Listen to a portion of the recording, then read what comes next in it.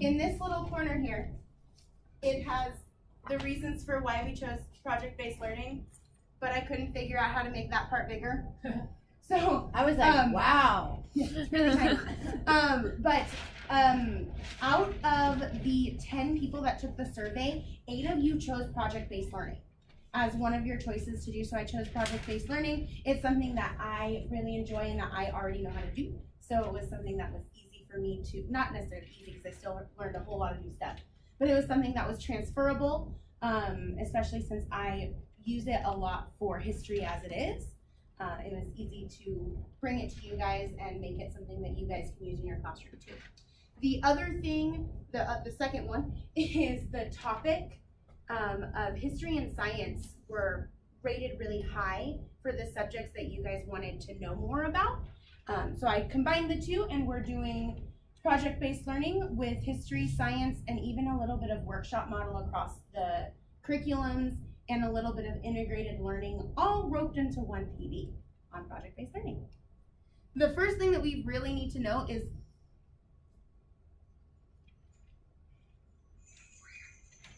Is this a Prezi? yeah, there we go. Okay. Is what is project-based learning? Project-based learning is, it's not just doing a project at the end of a unit. It's not doing a project at the end of the unit, it's doing a project throughout the unit where the students are teaching themselves while you're guiding them through information. So it can be on, like right now we're doing the American Revolution and they're building books, which is actually a Lucy Calkins unit, but I'm extending it into our history time as well, so that way the things that they're learning in history can be used in this big information book that they're gonna be making. And as you can see here, this is I think it's a third grade class that did pizza fractions, I wanna say, and they built pizzas to learn fractions. So it's anything that is more hands-on and tactile that works cross-curricular. So that's art, that's geometry, that's fractions, that's, I'm sure they had to do some sort of writing piece in there for ELA. The fundamentals of project-based learning, the very first one is the desire to know more. Pardon my flailing posters over there. The desire to know more. Project-based learning opens up a bigger door. It's not just, here's the American Revolution, here's the first battle of the American Revolution, here's the last battle of the American Revolution. It's what caused those battles, how did those battles go? It's where the students get to dig deeper into subjects that they care about or subjects that we care about that they get to find their own part of. It's also an intriguing question. So it's not just, what is the American Revolution? Sorry, we're on the American Revolution in 5th grade. It's not just what is the American Revolution, it's what were the causes, what were the effects of the American Revolution. Again, it's that digging deeper. One thing that really sets project-based learning apart from other strategies is that it really gives student voice and student choice. Students get to kind of choose more of what they want to do, which we use in Lucy Calkins already. So again, we're doing the American Revolution books. They get to choose the topics that they're writing about. They get to choose what their chapters are and what's included in their chapter, but they're the ones leading that choice. They're the ones doing the research. They're the ones showing how they want to show me what they've learned. Access to technology, inquiry and innovation, it really gets up in those higher order thinking questions. And then presentation and celebration, which again is also something that we know with Lucy Calkins and Miss Benda and her poetry cafe today, really celebrating the cool things that they've learned. It's really important, project-based learning, because it helps students develop skills for living in a knowledge-based, highly technological society. We're in a new society. It's very, I'm the youngest one in this room. It's very different than just 10 years ago. I grew up with no technology, and by the time I graduated high school, if it wasn't on a computer, it didn't exist. So I am still adapting to the new technologies. We're all still adapting to new technologies, and project-based learning can really help that because there's so much out there that we can give students on technology.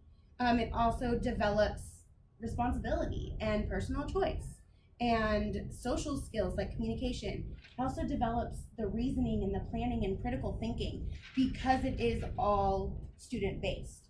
The teacher just leads you through something, and it can be everyone all does the same thing, like us in our American Revolution books, or it could be more inquiry based.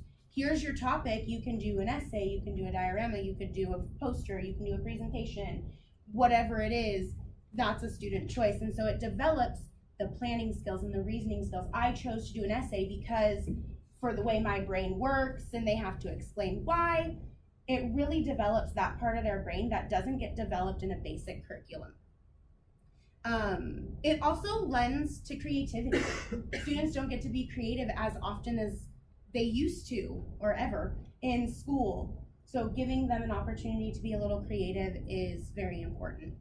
And for teachers, it's that authentic assessment. You know, that's one of those buzzwords, assessment, and we're gearing up towards our own SBAC, and all of us are feeling that grind of all of these words that they don't know and teaching them how to read questions feels very by the book, whereas project-based learning gives an authentic assessment on our end that we can see, okay, what have they learned and are they learning at a proper rate?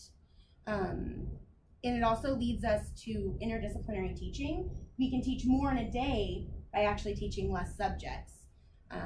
In a few slides, I'm going to talk about interdisciplinary learning, where we're teaching history, but we're actually teaching English language arts within that. We're teaching writing, we're teaching listening strategies, we're teaching language strategies, all within one other subject or two other subjects.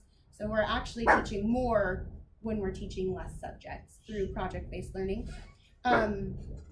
It gives multiple assessment strategies, again, with the essay, the diorama, the presentation, whatever it is, it gives more of an option. So it's a little more work on our end because we have to grade different types of projects. But if you use, again, I can give a whole nother PD if you guys really so want me to, on assessment with project-based learning. It's all about developing a rubric and you letting that rubric span across different types of assessment. And then it brings us back to meaningful teaching and real world situations. Project-based learning isn't, here's a hypothetical situation, but that hypothetical situation could very well be real. So it's getting them back down to earth. These are things that you can experience in the workforce or later on in school. And it really helps them, again, develop those skills, and it helps us teach that when we don't always get to teach that in regular day class. So I have a video from project-based learning and Edutopia. Let me set up my speaker. And this is just a brief explanation of kind of all the other things that I said.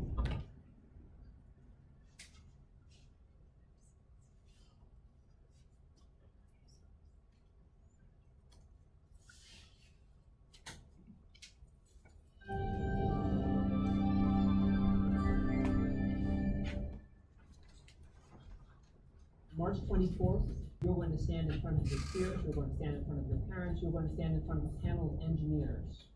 You will have data, you will have graphs, and you're going to knock the socks off. Seattle teacher Scott McComb is outlining a project to his 9th grade physics class that will have them creating, building, and testing various wing structures that they will design in teams. McComb is part of a growing group of educators who believe project learning is the most effective way to teach. I'll try it right now. When you think about project-based learning, learning that results in demonstrations of performance, real tasks that have brought challenges to students to solve. You can see that it's in context with the ways in which kids have to be able to be functioning adults. What is this? Remember, first we didn't even hold water. Project learning is a hands-on, student-directed activity in which students create something that demonstrates what they have learned, whether it's a website, a play. And you believe this arrogance? They think they can stop us. Nothing can stop us. Or a wing design portfolio. First thing you have to do is to give up the idea of curriculum. Curriculum meaning you have to learn this in a given day. Replace it by a system where you learn this way needed. So that means you're gonna put kids in a position where they're gonna use the knowledge they get. Projects involve in-depth investigations of subject matter which are often guided by professional experts who enrich and supplement the teacher's knowledge. We do this in the real world too, and it's very cool, and that's, I'm hoping to show you how cool it is. I like doing hands-on projects more, just because I feel I learn better by learning from my own experiences. When we were doing the wing project, I learned, like, our first wing was really bad, and then our third wing, we did really well. I'm so proud of us. Current research shows that project learning can be more effective than traditional instruction in increasing academic achievement. It is also effective in helping students understand, apply, and retain information. Other benefits include building skills like critical thinking, communication, and collaboration. Students who work on projects show increased motivation and engagement in their studies. Our task was to create a high efficiency, low weight wing that when tested would, it would show the values you'd want for a real wing. These kids, the way they present themselves, they're articulate, they know what they're about, they know what they've learned, they've obviously been able to work together. And in a situation like this, for ninth graders to pull off something like that is absolutely remarkable. And here's our data for our wings. This would be first round, would be 1, 2, and 3. For more information about what works in public education, go to edutopia.org. So those were high schoolers, a little bit more advanced than what we might do with our kids, but kids don't normally get there if they don't have that experience in elementary school. So I want you for a second to think back into your schooling, whatever schooling it was. Do you remember doing any projects? Very few. No. Very few? And do you remember the subject matter with those for either didn't do projects or did do projects? Do you remember the subject matter? Science project. Science. Yeah, we remember that a little bit more than we remember, say, learning about PEMDAS. Although I have to say in my 6th grade class, we had a PEMDAS project. I don't remember it, but I remember we had one. Projects, like the video said, help students retain information, and we can even look back on ours. Some of us remember projects and some of us don't, or maybe there weren't very many, but projects can be a very rememberable experience. How do you currently teach history, social studies, and science right now, and about how many times a week? Just talk to your neighbors amongst yourself. We teach it history 3 times a week and science twice. Oh, really? I do like Monday, Wednesday, Friday for history, and Tuesday, Yeah, me Thursday too. for science. I leave history to 5th grade because I know that she's gonna hit hard. We do some I try to squeeze it in just a little bit. Like, I'll usually use mystery science for history. Science, but it takes And like, I don't always have moments. yeah, that's the problem. Material. Discuss. Yeah. Like, and it's not really. So what I've been hearing is that we teach it less than every day, and we don't necessarily teach our actual standards. We teach kind of whatever's going on in the year, and it's not necessarily the most meaningful teaching. We do it because it's Black History Month, we have to do something to teach that, which still is a good option, something that could be done. But what if we could do it better? What if we can integrate actual grade level standards as well as teach the core subjects of ELA and math? You can do that through project-based learning. There's this beautiful little chart here. It's a little small. I can blow it up and get it to you guys if you guys really so want it. But it's kind of the project-based learning design plan. You start with an introduction. Here's the topic. Kind of like the video said, in whatever date it was, you're gonna go in front of these board of people and present your wingspan project, giving students a deadline. By the end of this month, you're going you're going to have an entire book finished. Or by the end of this month, you're gonna know exactly what fractions are and how to apply fractions to the real world. That's their goal. And then you go into the investigate and plan. Your kids are learning what fractions are. They're learning what the American Revolution is. They're planning what it is that they're gonna show you that shows, yes, I've learned that, and here's how I learned it. Here's my example. Then you go into the create and design, and that's when they're actually in there making their project. They're taking their knowledge that they've spent time learning and they're putting it into a project, and then they present it. The presentation is a very important part of project-based learning because, again, it gives that presentation and celebration, and it shows us as teachers, oh look, they do actually know how to do whatever it is, or they understand the American Revolution so much more than if we had just read it in a textbook, kind of thing.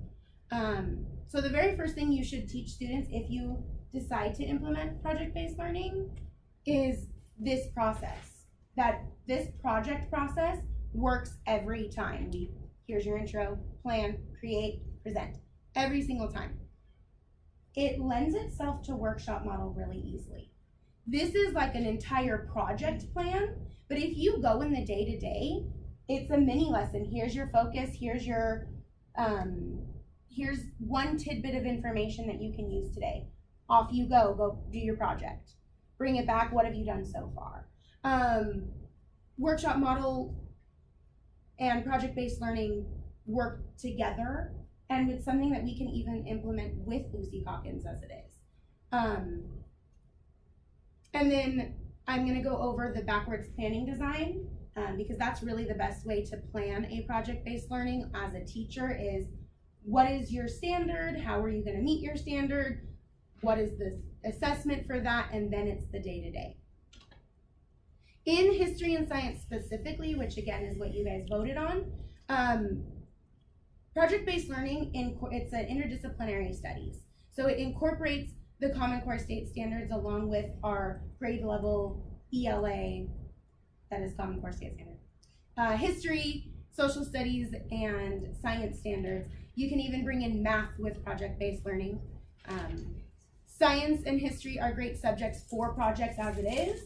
I know I tend to lean like, okay, the end of a unit, do a project, give me a diorama of a battle. That's not necessarily the most authentic, but again, it's a project.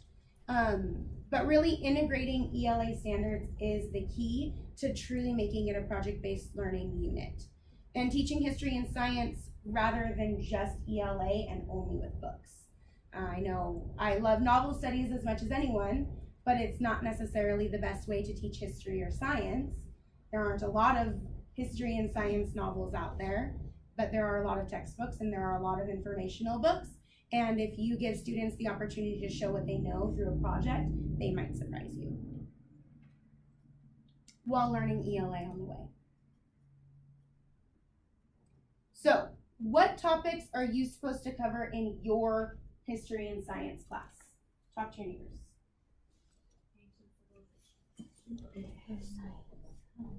Yeah, Gold Rush, Native Americans of California, and the mission, the Spanish coming into. I don't do the missions because I totally agree with all about like I don't either, which makes it really hard to hold that stuff. And then science, we're doing address it because I really talked about role plans, things like that. That's how I talk about it too. For us, for history, we have Native Americans, and it goes to explorers. It's 13 colonies, American Revolution, the Constitution, and then westward expansion. So it's a lot of history in 5th grade. And then for science, we do like chemical reactions.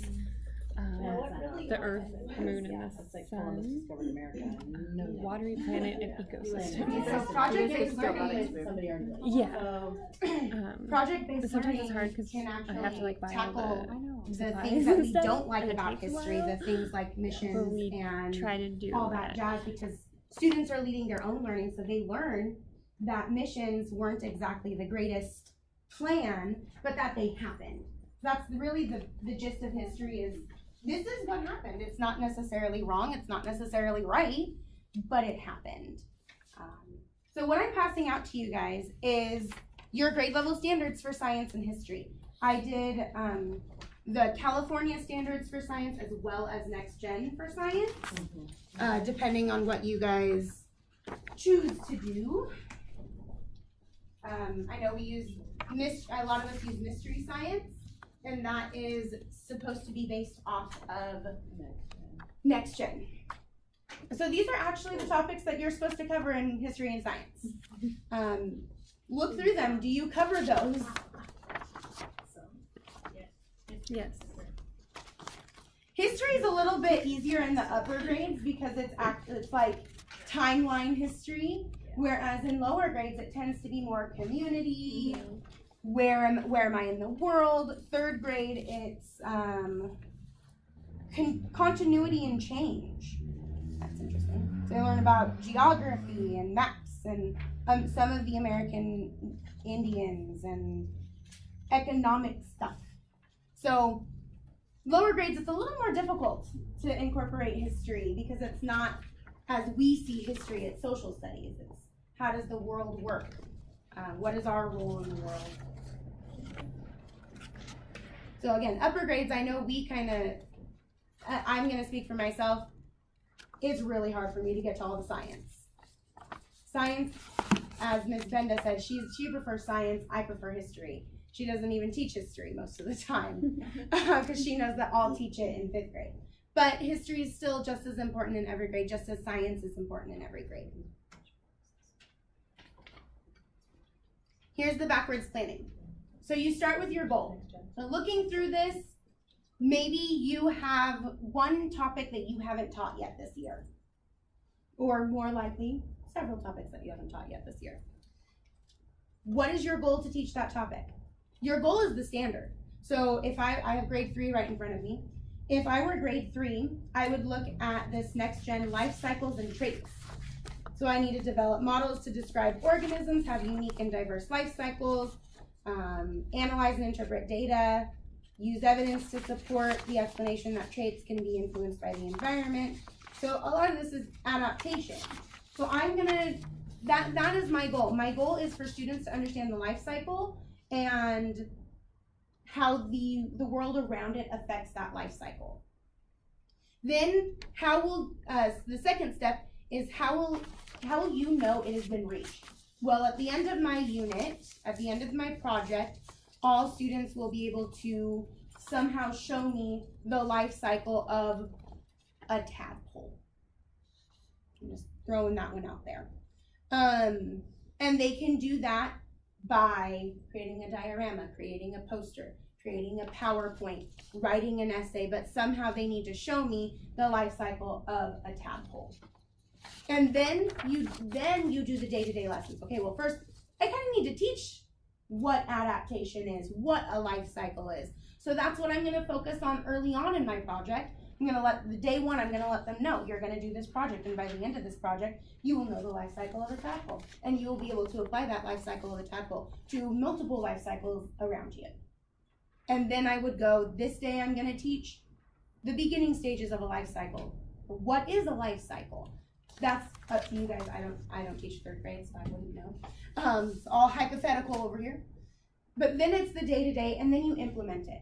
So yes, it's a lot more planning on our end, but at the end, they get to experience the life cycle of a tadpole in a different way than if we had just shown them a picture.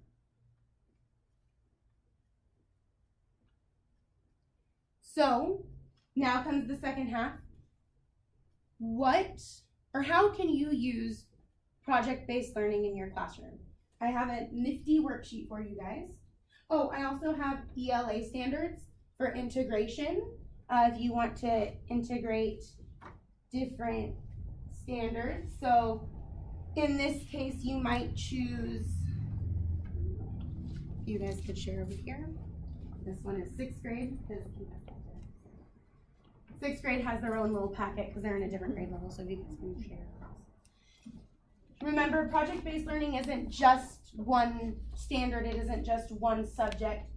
Figure out what can I teach of ELA while I'm teaching the life cycle of a tadpole. Oh, well, vocabulary. I can find something with content vocabulary in your standards. Quoting. I know 5th grade, we're all about citing text evidence. So being able to quote from a text about the life cycle of a tadpole, we would do the life cycle of a tadpole. So I have this nifty little worksheet for you guys. If you choose to stay for this portion, you guys can go ahead and start filling this out. There is no expectation that you guys are actually giving a unit, but it is something that you guys might want to dabble in. It might be something you want to try for after testing, and maybe something you want to try for the end of the year on even something that's not necessarily a standard. So Miss Benda, you might want to do this for missions, since you don't teach missions. I usually more just focused on like the Native Americans that lived there before. I was gonna say, And yeah, then we what, always go what to it the- looks like now after the missions, like pre-missions, post-missions. If you need pencils or pens or We anything. talked about missions before, and one of the things we talked about was the idea of what their, what we hear is the reason that they did this. And then what the outcome was that was so negative. And was this really a good thing? And it was a good discussion. How would you like it if somebody came and said, we're all doing the wrong thing right now? Right. And you have to all come here and you don't have a choice. And we're gonna separate the family and da-da, da-da, da-da, da-da, da-da. And it wasn't a long unit. I did more on pioneer life. We were a little house in the big woods and brought in all kinds of artifacts. And had 1800s day. And it was just, but Mission Park was kind of like a couple of in there, weeks. right. And we're done. Because I don't think it's accurately portrayed in any way. In text. In text, and so I brought in a lot of other stuff. We read the text to say, this is what it sounded like. What sounded like was supposed to be the best part, but here's all the consequences. Right. So is it good for people to invade other people's space? In 5th grade, we teach exploration. Yeah, I was gonna say exploration. And I'm constantly going in with, but whose land was it? Right. The Native Americans. Yeah. Exactly. Was it right for anyone to take it? No, it certainly wasn't. But we also wouldn't be here today if we didn't. What would life be like? That's part of project-based learning. Yeah. Getting them to think, well, why did they explore in the first place? What made them think that the land could be theirs? Even That's though people live there. even though people live there, exactly. So that's a huge part of project-based learning. It's the students learning on their, not necessarily on their own, but in their own way. And you're facilitating that, and you're facilitating that authentic learning. Because you're right, if you just read the textbook, missions were a good thing. Exploration and killing millions of people, thousands of people, was a good thing, according to historians. In the according to the winners, Yeah. exactly. So giving students the space to look into that part of history on their own and showing and giving them the like other websites that show different perspectives. Well, and there are places that that's happening today. Yeah. And then I constantly have my students reflect, well, what would life be like if we didn't do that? What would life be like if the explorers never came? What would our lives be like if they didn't kick the Native Americans out? What would life be like? And it really gets students to think much more deeper than necessarily what reading a textbook would. Okay, so when you're setting up like a project-based learning, like a unit, like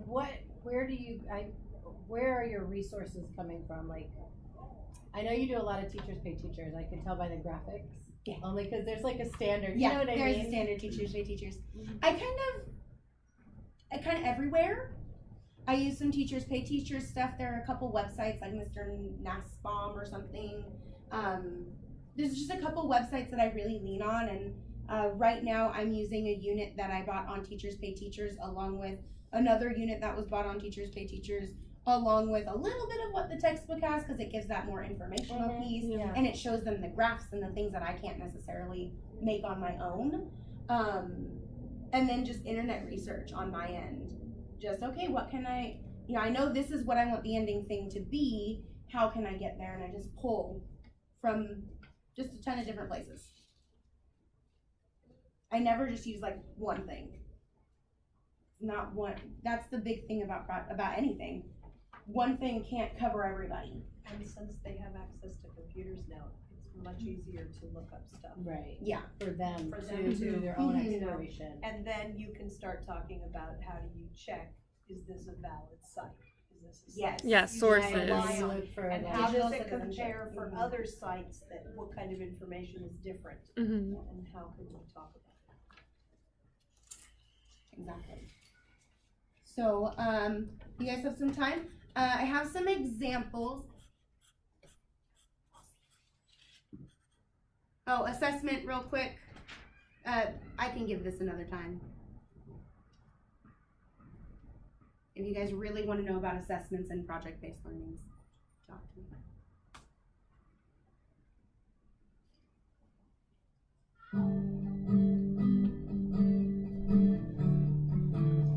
The joy of project-based learning is taking what we know about how children learn best and using that in our classrooms. We know that students learn best by doing hands-on activities.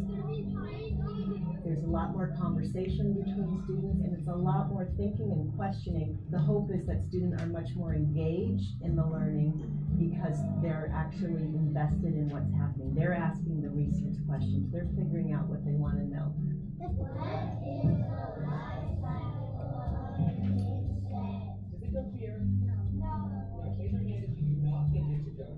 I love this project because I love insects. We're sorting things out. We're working as teams, so it's like teamwork. I like working together on things and making decisions as a team. And we're doing it in a teamwork. I like it because it's fun. Because it's fun. Starting 2 years ago, we discussed as a school community why we wanted to go the way of project-based learning. And our rationale, our thought behind it was that we wanted the curriculum to have meaning for our boys and girls. We wanted them to think, I'm learning this because. Through project-based learning, it's a different way of looking at how we assess or determine whether or not the kids have mastered the grade level standards. For example, with second grade, they're learning about insects, and they learn the different parts of the insect body. So instead of giving them a paper pencil test on that, which we still will do, the children had to construct an insect out of clay and pipe cleaners and that type of thing, label it, and what is a more authentic way to really make sure the kids digested that knowledge than by them taking their hands, constructing something, creating something that demonstrates their learning. What we're doing in 5th grade is we're doing a project-based learning experience on the Explorers unit. And in order for the children to understand something that happened so long ago, we are focusing on building these experiences where they get to be a historian. There were 3 questions I posed. I wanted them to look at, what do I see, what do I think I see, and what do I think it means? When we looked at it, it looked like wrinkly. Maybe it was used to make tea, and maybe it might be used to make medicine, maybe. Looking at it closely, observing it, allows them to start to gain some clues about what they think it is. And then once they think they know what it is, and they can think about why it's important. They can start to deduce those things on their own rather than just reading about them in a book. How do you know if they're not It's so important that the kids participate in learning activities as opposed to memorizing facts. When you're given a lot of facts to learn, you forget them the day after the test. We're supposed to find out which date goes with which math. We gotta put it from oldest to newest. We have to put them in chronological order. When you have had to apply the learning, when you've had to use it in the context of research, you hold on to that for much longer than it had you memorize a couple of facts. We're using our knowledge that we know and using our brain to figure out the answers. Here it's like a mystery. You're solving a mystery.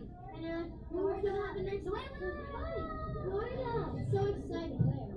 It used to be that students would learn a finite amount of information. That's not true anymore. In this world, you are not going to be in one job for the rest of your life. And so you're going to constantly have to relearn and rethink.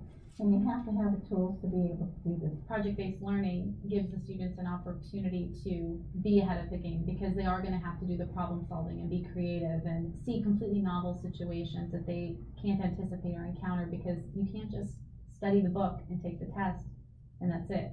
It's not enough. You have to problem solve. You have to think critically.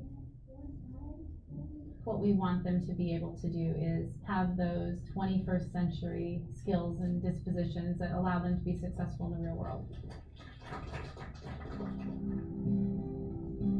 We've asked students to talk with their parents about their culture, and we gave them a box that they had to take home and place 5 to 10 items that represent their culture.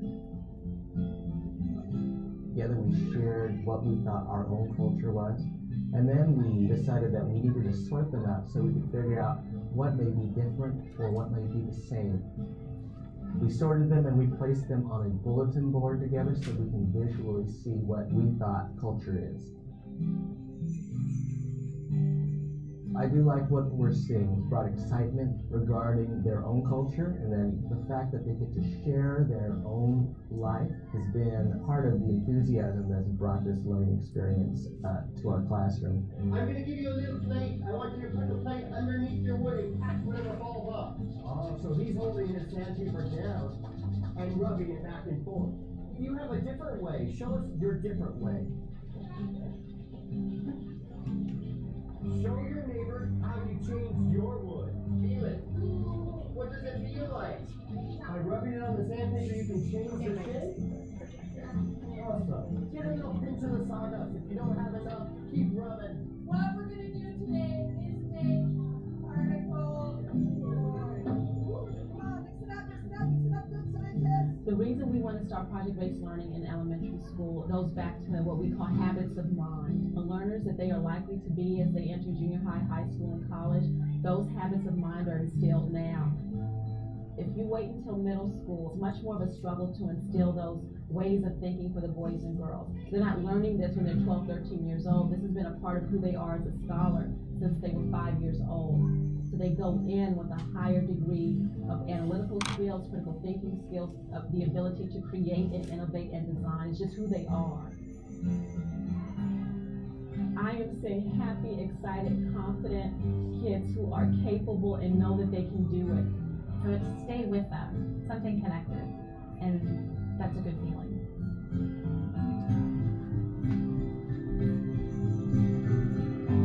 And there are tons of videos like that.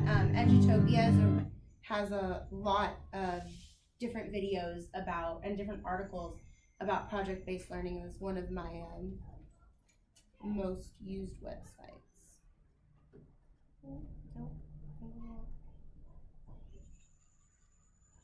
Well, that's the end of my presentation. So you guys are welcome to stay for a little bit and plan if you want.